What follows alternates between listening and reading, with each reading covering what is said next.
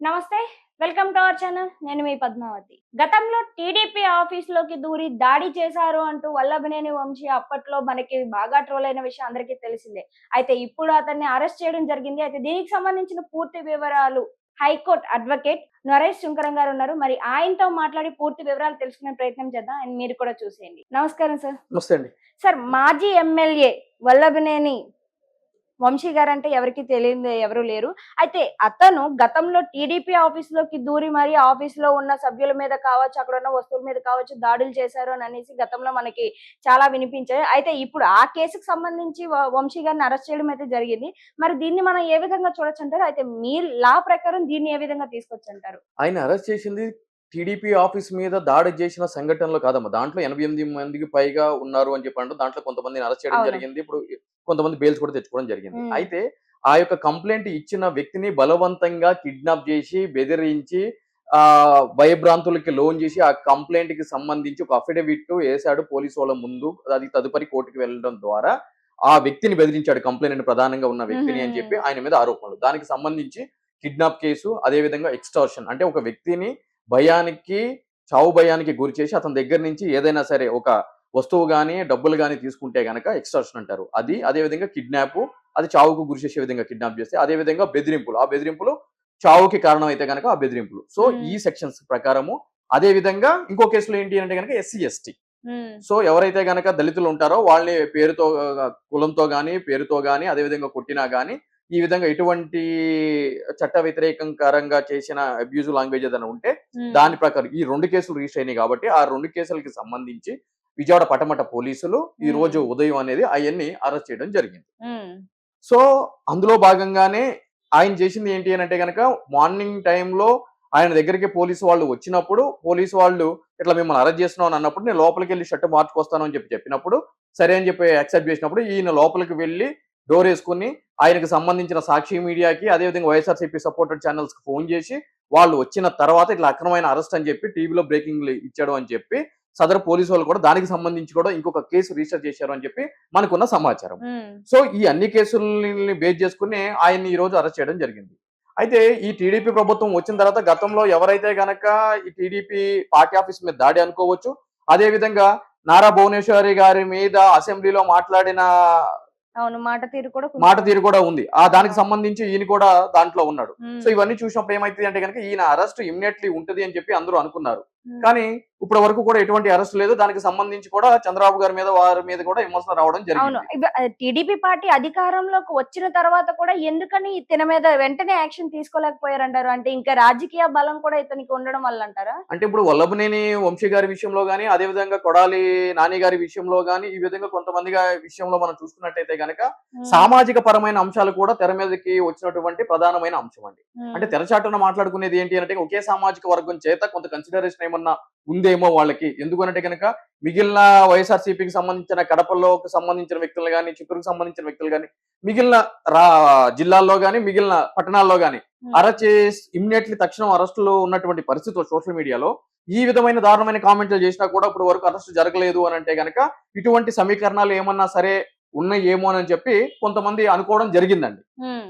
So, ఇప్పుడు ఇవన్నీ చూసుకున్న తర్వాత దానికి సంబంధించి ఈయన మీద ఈ యొక్క కేసులు పెట్టి అరెస్ట్ చేయడము ఇయన్నీ చూసుకున్న తర్వాత నెక్స్ట్ మరి కొడాలి నాని గారు వంతు వస్తదేమో అని చెప్పి నేను అనుకోవడం జరుగుతుంది. అంటే కొడాలి నాని గారికి కూడా మరి ఇటువంటి తప్పులు చాలా వరకు ఉన్నాయి అతనివి. మరి తను కూడా మళ్ళీ ఇతనిలాగే జైలుకి వెళ్ళే అవకాశం ఉంటుందంటారు ఖచ్చితంగా. మరి ఇక్కడ వంశీ గారి దాకా వచ్చినప్పుడు నాని గారి దాకా వెళ్తారు అని చెప్పి నేను అనుకుంటున్నానండి. హ్మ్. ఇంక ఎక్స్ట్రార్డినరీ కన్సిడరేషన్స్ ఏమైనా ఉంటే గనుక నేను చెప్పలేను గానీ, హ్మ్. బట్ జనరల్ పర్సెప్షన్ అయితే గనుక చేస్తారు అని చెప్పి నేను ఆ! అనుకుంటున్నాను. సార్ ఇంకోటి మరి తిన విషయంలో చూసుకుంటే చాలా రకాల తప్పులు ఉన్నాయి. మరి చాలా రకాల సెక్షన్స్ విధించి కూడా అదుపులోకి తీసుకోవడానికి అవకాశాలు ఎక్కువగా ఉన్నాయి.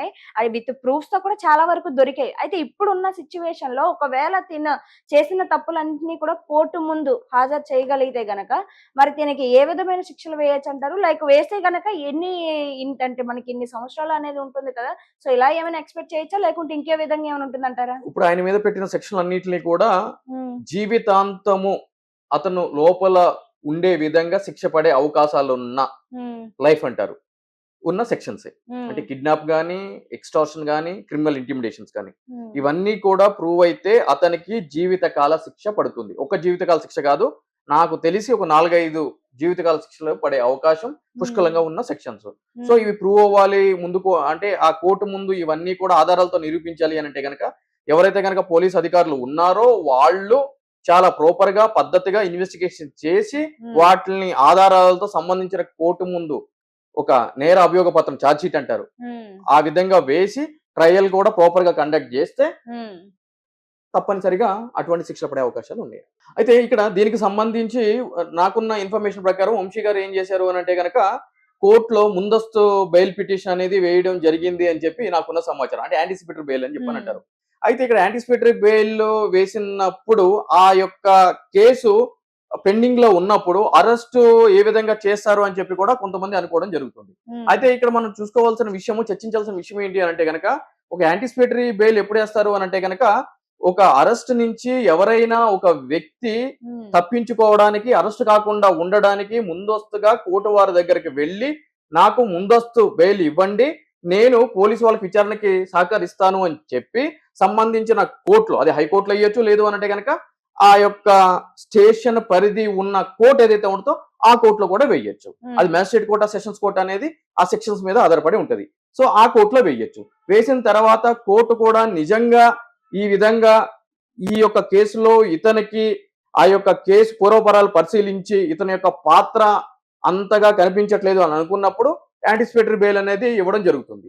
ఇప్పుడు మనకి పేర్ని నాని గారి యొక్క రైస్ మిల్లు వ్యవహారానికి సంబంధించి ఆయన మీద కూడా ఎఫ్ఐఆర్ జరిగినప్పుడు, ఆయన భార్య మీద ఎఫ్ఐఆర్ జరిగినప్పుడు వాళ్ళు కూడా ఏం చేశారు అని అంటే కనుక యాంటిసిపేటరీ బెయిల్ అనేది తెచ్చుకోవడం జరిగింది అరెస్ట్ కాకుండా ఉండడానికి. సో ఆ విధంగానే మిగిలిన కేసుల్లో కూడా ఈ విధంగా అరెస్ట్ కాకుండా ఉండడానికి యాంటిసిపేటరీ బెయిల్ అనే కాన్సెప్ట్ ఉంటుందండి. అయితే ఇది పెండింగ్ లో ఉన్నప్పుడు అరెస్ట్ చేయొచ్చు అంటే కనుక ఆబ్వియస్లీ ఏ కేసు పెండింగ్ లో ఉన్నా కూడా కోర్టు నుంచి ఎటువంటి ఉత్తర్వులు లేనప్పుడు అరెస్ట్ చేసే అధికారము పోలీసు వాళ్ళకి పుష్కలంగా ఉంటది కాబట్టి ఈయన విషయంలో కూడా అరెస్ట్ అనేది జరిగింది, అది పెండింగ్ లో ఉండగానే. ఇప్పుడు ఈయన ముందున్న తక్షణ కర్తవ్యం ఏంటి అని అంటే కనుక ఒకటి రెగ్యులర్ బెయిల్ అని చెప్పని అంటారు. సో రెగ్యులర్ బెయిల్ అనేది అప్లై చేసుకోవాలి. లేదు అని అంటే కనుక అతను అరెస్ట్ చేసిన ప్రొసీజర్ లో ఏమన్నా కూడా విధి విధానాలు పాటించకపోతే హైకోర్టులో క్వాష్ పిటిషన్ అనేది వేసుకోవాల్సిన పరిస్థితి ఏర్పడుతుంది. అయితే ఈయన చాలా కేసుల్లో ఉన్నాడు కాబట్టి ఒకసారి అరెస్ట్ చేసిన తర్వాత పీటీ వారెంట్ అనే కాన్సెప్ట్ తెర మీదకి వస్తుంది. సో దాని ప్రకారం ఏం చేస్తారు అని అంటే గనక మిగిలిన పోలీసు వాళ్ళు ఒకసారి జైలుకి వెళ్ళిన తర్వాత ఆ కేసులో మేము విచారించాలి అని చెప్పి మళ్ళీ అరెస్ట్ చేయడానికి అవకాశాలు పుష్కలంగా ఉన్నాయి కాబట్టి సో ఈయన ఏదో ఒక 5 రోజుల్లోనో 10 రోజుల్లోనో బయటికి వస్తాడు అనుకోవడానికి లేదు. సో మినిమం ఒక 4 రోజులు అయితే కనుక జైల్లో ఉండటానికి అవకాశాలు ఉన్నాయి.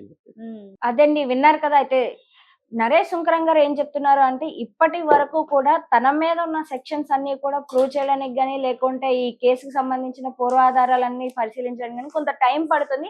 అలాగని వెంటనే బయటకి రావడానికి కూడా అవకాశం లేదు. మినిమం టు మినిమం ఒక 1 మంత్ వరకు ఆయన జైల్లో ఉండడానికి అవకాశాలు చాలా ఎక్కువగానే కనిపిస్తున్నాయి అని అంటున్నారు. బట్ ఏది ఏమైనప్పటికీ కూడా ఇంకా దీని గురించి పూర్తి వివరాలు బయటకు రావాల్సి ఉందని, ఎంతవరకు కేసు ఎంతవరకు వెళ్తుంది అనేది కూడా మనం చూడాలి.